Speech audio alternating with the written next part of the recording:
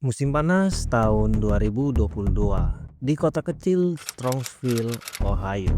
Malam itu tenang dan hening. Di sebuah rumah pinggiran kota, ada tiga remaja baru saja lulus SMA. Mereka merayakan akhir masa sekolah mereka dengan tawa dan rencana masa depan. Salah satunya adalah Mackenzie Sirila, gadis 17 tahun yang dipercaya jadi pengemudi pada malam itu. Bersamanya ada Dominic Russo, yaitu pacarnya, yang sudah berhubungan tuh kurang lebih selama 3 tahun. Dan ada sahabat mereka yang bernama Davon Flanagan.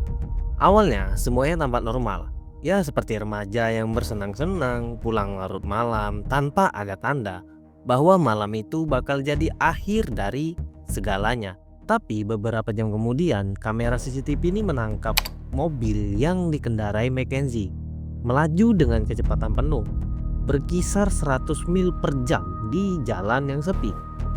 Dari kecepatan yang di luar batas, mobil mereka menabrak dinding bangunan.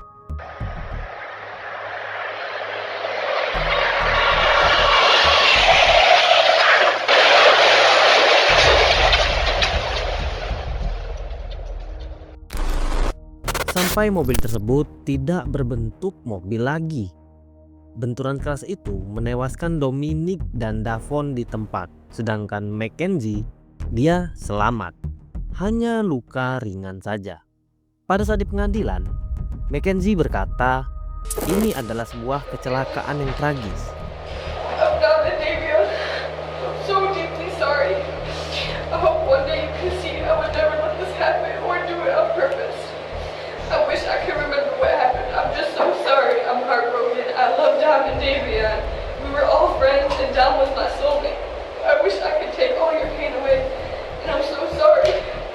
And to my family, thank you for the support and all the love you guys give. Thank you for fighting with me. I love you all so much. Terdengar dari pernyataan dia di pengadilan, terdengar sedih dan tulus kan? Tapi 3 bulan kemudian, dia memposting sebuah video di akunnya dan berdandan sebagai hantu Halloween. Dan di situ, publik ini mulai bertanya-tanya, apakah ini korban yang sedang berduka atau berdarah dingin yang tidak punya rasa penyesalan. Inilah kasus Mackenzie Sirila, cerita tentang cinta, obsesi, dan keputusan nekat yang menghancurkan segalanya. Sebelum ke ceritanya, buat teman-teman yang nonton, bantu support channel gua ya dengan cara subscribe, like, dan komen. Dan apakah cerita ini menarik atau membosankan? Bisa kalian tulis di komen. Oke, terima kasih. Kita langsung ke ceritanya.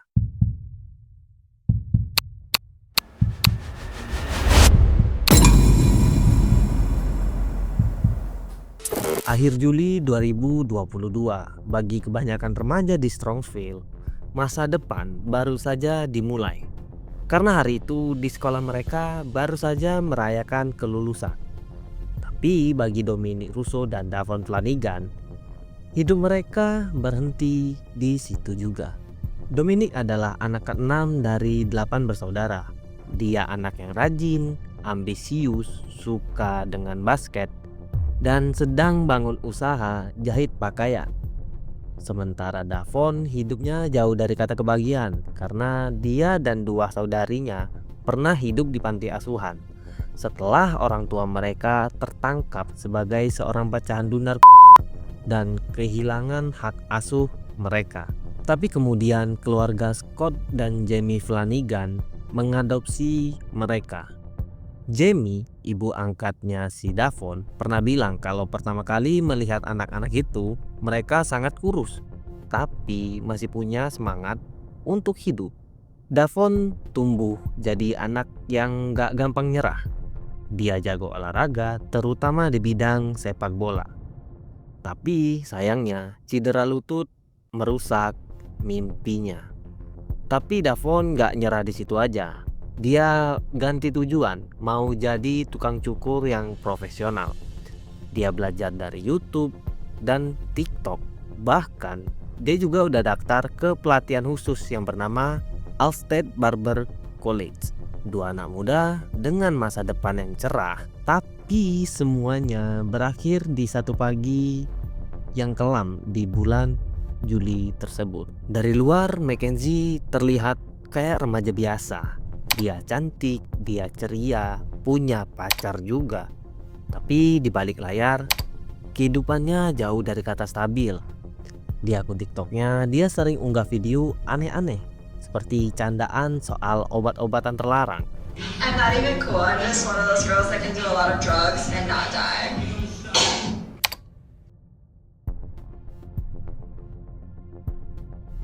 Kedengarannya seperti bercanda, tapi itu udah jelas bukan sebuah tanda dari manusia normal.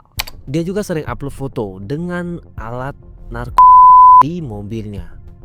Dan yang lebih parah, di sekolah dia dikenal suka ngebully orang lain. Dan ibu Davon juga bilang kalau Mackenzie bahkan pernah nyuruh seseorang yang depresi untuk. Itu tanda kalau dia ini pribadi yang buruk, atau dalam konteks tadi kurangnya empati. Dan kalau lo pernah dengar istilah hubungan toksik, hubungan Mackenzie dan Dominic cocok banget buat dijadiin contoh. Contoh buruk tapi ya. Hubungan mereka sering ribut, sering putus, sering balikan, lalu ribut lagi. Ya seperti remaja labil pada umumnya. Tetapi yang membuat hubungan mereka beda adalah Mackenzie memperlakukan Dominic seperti permainan rasa emosinya. Dia manipulatif, kasar, tapi selalu berhasil ngambil hati Dominic untuk balik lagi ke dia. Tanda-tanda bahaya mulai muncul jauh sebelum tragedi itu. Tanggal 17 Juli 2022, 2 minggu sebelum kecelakaan, Mackenzie dan Dominic terlibat pertengkaran besar di dalam mobilnya. Sampai-sampai Dominic ini menelpon ibunya. Dia minta dijemput. Dan pada waktu itu kebetulan ibunya ini lagi gak bisa. Jadi dia minta bantuan temannya. Dan pada saat Dominic menelpon temannya itu mendengar sesuatu yang sangat mengganggu di telinganya. Pada saat teman Dominic sampai ke lokasi, Dominic udah di dalam mobil dan Mackenzie mukulin dia pakai kedua tangan sambil mengulang kalimat yang sama seperti sebelumnya. Bisa diartikan ini nih bukan cuma ancaman yang spontan. Itu adalah sebuah tanda kalau Mackenzie benar-benar ingin melakukannya. Dan itu bukan satu-satunya insiden. Beberapa hari kemudian Dominic ini sempat merekam pertengkaran lain. Dalam video itu Mackenzie terdengar menghina dan merendahkannya terus-menerus. Mackenzie mengancam bakal ngegores mobil Dominic kalau nggak dibukain pintu rumahnya. Bahkan sampai mengancam ingin merusak gagang pintu rumahnya. Sampai pada akhirnya Dominic harus nelpon ibunya lagi untuk minta bantuan. Coba lo pikir, mereka ini masih remaja, tapi konflik mereka nih udah segelap itu gitu. Pagi buta 31 Juli 2022 pada pukul 5:30, sebuah mobil bermerek Toyota Camry melaju 100 mil per jam dan menabrak bangunan di Strongsville. Di dalamnya Dominic Russo dan Davon Flanagan, sedangkan pengemudinya yaitu Mackenzie Sirilla. Dominic dan Davon tewas di tempat. Mackenzie tak sadarkan diri. Dia kritis tapi masih hidup. Awalnya semua orang yang mendengar berita ini percaya kalau ini kecelakaan tragis. Semua orang berduka. Halaman GoFundMe dibuat untuk membantu keluarga korban, termasuk keluarga Mackenzie.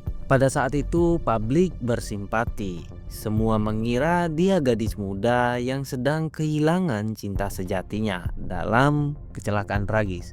Tapi itu sebelum kebenarannya muncul. Beberapa minggu setelah kecelakaan, polisi mendapatkan pesan aneh. Mackenzie dan ibunya ternyata lagi ngelamar ke agensi model di Los Angeles. Ya, lo nggak salah dengar. Gua juga nggak salah baca. Di saat masih dirawat di rumah sakit, mereka sibuk cari kerja modeling untuk Mackenzie. Bukan hanya itu, setelah keluar dari rumah sakit, Mackenzie kedapatan hadir di konser. Dia duduk di kursi roda dan terlihat bahagia. Jaksa menyebut perilaku itu adalah kurangnya rasa penyesalan atas insiden yang telah dia alami. Tapi puncaknya datang di Halloween. 3 bulan setelah kecelakaan, Mackenzie berpakaian seperti mayat yang pucat dengan make up tebal dan korset ketat bersama teman-temannya. Bisa kalian lihat di foto ini, terlihat sangat bahagia bukan?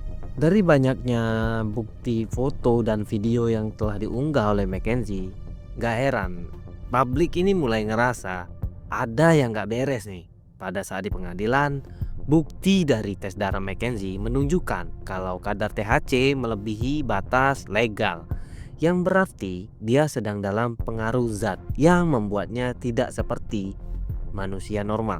Harusnya itu cukup kuat buat menjerat dia atas tuduhan yang dilayangkan ke Mackenzie.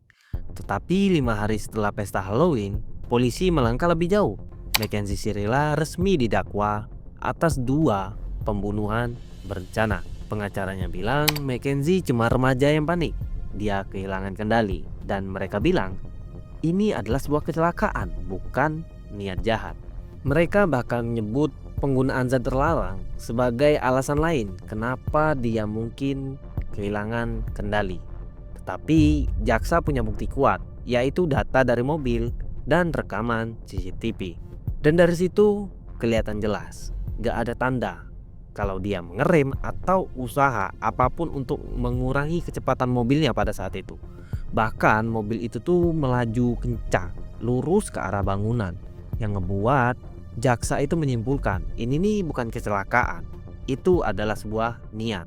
Kuncinya ada di rekaman CCTV. Awalnya mobil Mackenzie terlihat melambat, bahkan memberi sinyal ingin belok kanan. Pelan, rapi, gak kelihatan panik sama sekali. Tapi beberapa detik kemudian kamera lain menangkap mobil itu melesat dan menghantam dinding dengan kecepatan tinggi. Dia tahu rutenya, tahu waktunya, bahkan pernah datang ke tempat itu beberapa hari sebelumnya, yang artinya dia sudah merencanakan semuanya. Hakim menyebut Mackenzie adalah seorang pembunuh berdarah dingin. Dan di titik ini gak ada lagi keraguan. Ini bukan mengemudi sembarangan. Ini adalah sebuah pembunuhan. Mackenzie Sirila dinyatakan bersalah atas 2 tuduhan pembunuhan berencana. Hukumannya 2 kali 15 tahun hingga seumur hidup dijalankan bersamaan. Artinya dia bisa bebas bersyarat setelah 15 tahun di balik jeruji besi. Ibunya masih bersikeras dan membela bahwa semua itu tuh cuman kecelakaan. Kata ibunya ini adalah kecelakaan, mimpi buruk yang tragis yang tidak dia ingat. Dan dia tak akan pernah pulih secara emosional. Tapi hakim menjawab dengan nada santai dan dingin.